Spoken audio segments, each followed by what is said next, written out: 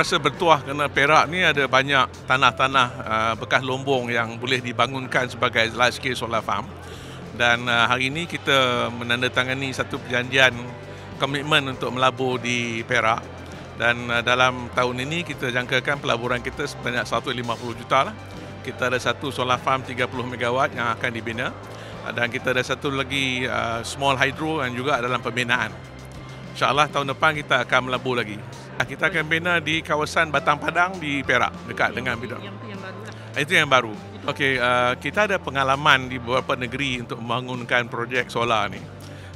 Bila kita bangunkan projek solar farm yang pertama, large scale solar farm di Perak, kita dapati kerajaan negeri mempunyai satu sistem yang kemas, cekap dan efisien untuk meluluskan kebenaran merancang dengan pantas. Jadi itu banyak membantu kita untuk solar farm kita yang pertama. Itu di Bidor.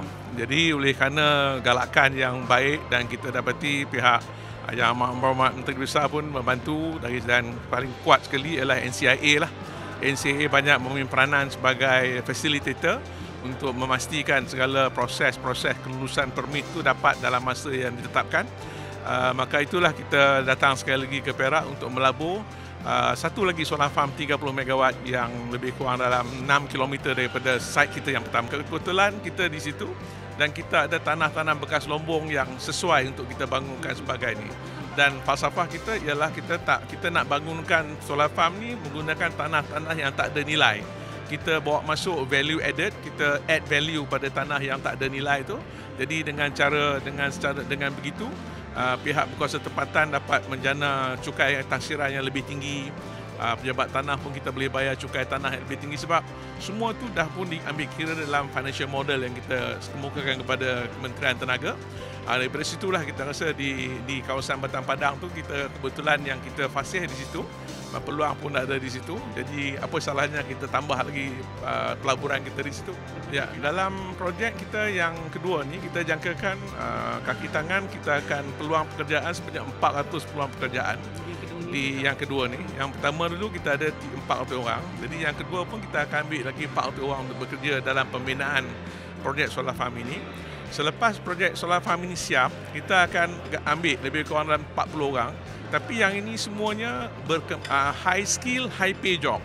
Sebab dia terpaksa menggunakan kemahiran komputer, IT, IR4, SCADA dan juga teknologi solar yang boleh yang perlu dipertingkatkan efisiensi supaya kita dapat menjamin yield yang kita dapat daripada sinaran matahari di sini itu yang terbaik dalam negara. Dia akan siap ya untuk projek. Kita jangka siap projek yang baru ni jangka siap dalam 31 hari bulan Disember 2021. Kita bernasib baik sebab kerajaan kita mempunyai satu dasar teknologi hijau yang jelas, yang kemas. Pada tahun ini saja kerajaan memperuntukkan sebanyak 1000 megawatt untuk dibida oleh pembida-pembida. Jadi itu satu isyarat yang terbaiklah untuk semua orang mula masuk ke dalam bidang teknologi hijau, especially solar farm. Kerana solar farm itu hari ini kita berkecimpung di Malaysia dan kemahiran yang kita dapat tu kita boleh juga bidding untuk projek di Indonesia, di Filipina, Thailand, Laos, Cambodia sebab negara lain baru nak pick up. Jadi kalau kita masuk di Malaysia ni peluang itu boleh kita gunakan di negara-negara lain. Kita telah menyaksikan pertukaran dokumen komitmen pelaburan di antara NCIA dengan 7 syarikat swasta melalui pelaburan berjumlah lebih 1 bilion ringgit yang akan mewujudkan lebih 700 peluang pekerjaan untuk rakyat tempatan. Bagi pihak pentadbiran Kerajaan Negeri Perak, kami ingin merakamkan setinggi-tinggi penghargaan oleh pihak NCIA dan menyatakan rasa penghargaan dan terima kasih kepada syarikat-syarikat yang telah pun menandatangani dokumen komitmen pelaburan di negeri Perak ini.